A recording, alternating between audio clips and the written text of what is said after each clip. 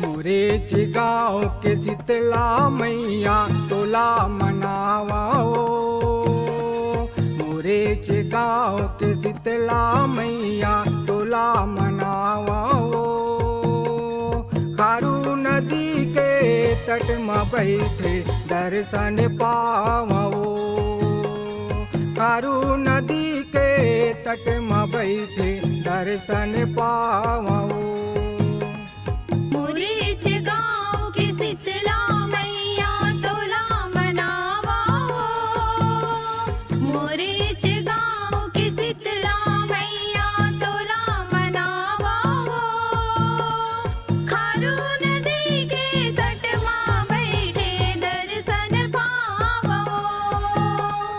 खारू नदी के तट माँ बैठे दर्शन पावो।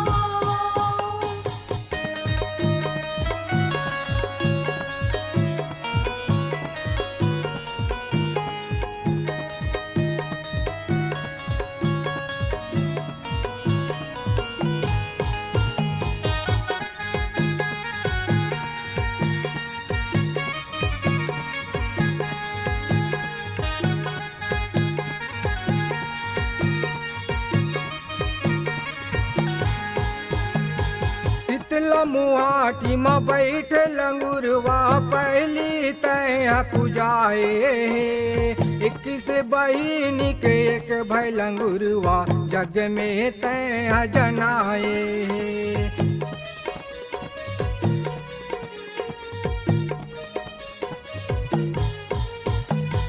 शीतला मुहाटी में बैठ लंगुरवा पहली तय पूजाए।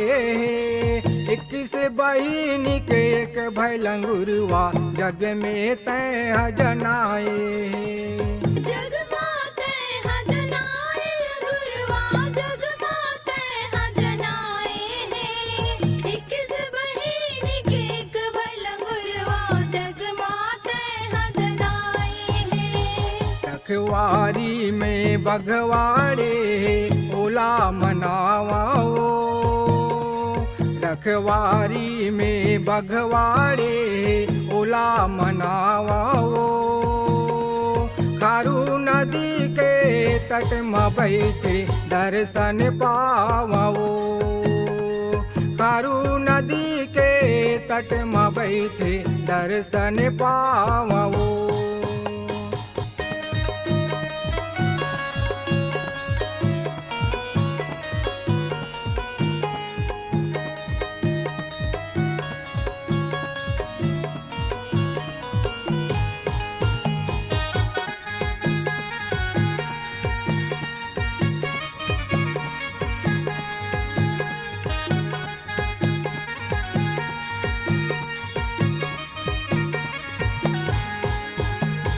दरिया पार किली में छैया में दाई शीतला विराजे ओ। माया मूर्तिया हिंगलाज माता तन भर जेवर साजे।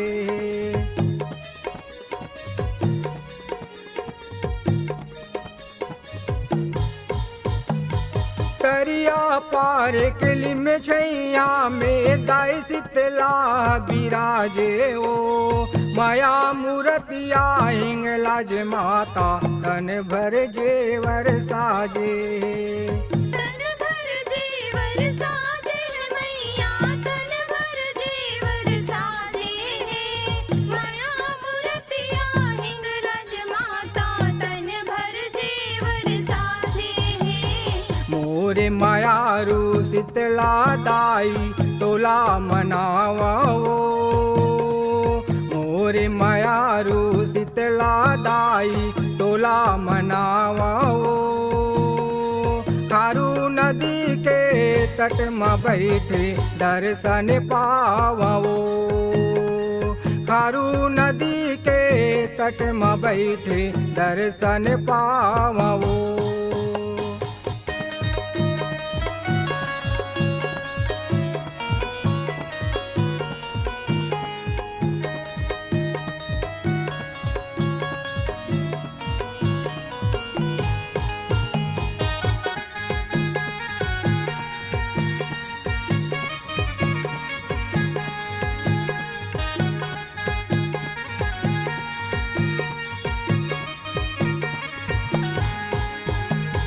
नहीं जानन तोरे भावे भजन ला, नहीं जानन तोरे पूजाओ।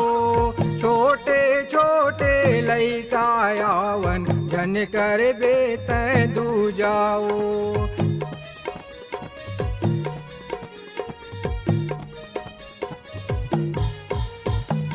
नहीं जानन तोरे भावे भजन ला, नहीं जानन तोरे पूजाओ। छोटे छोटे लइका आवन जन कर बेत दूजाओ। जन कर बेते दूजाओ मैया, जन कर बेते दूजाओ। छोटे छोटे लइका आवन जन कर बेते दूजाओ। माता मयारू रही बिसाई तोला मनावाओ।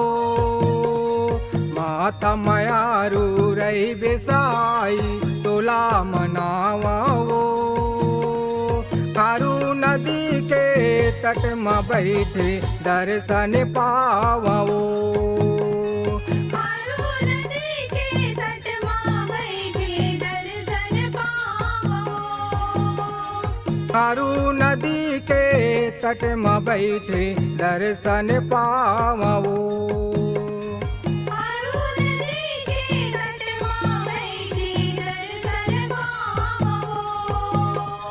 खारू नदी के तट में बैठे दर्शन पावो।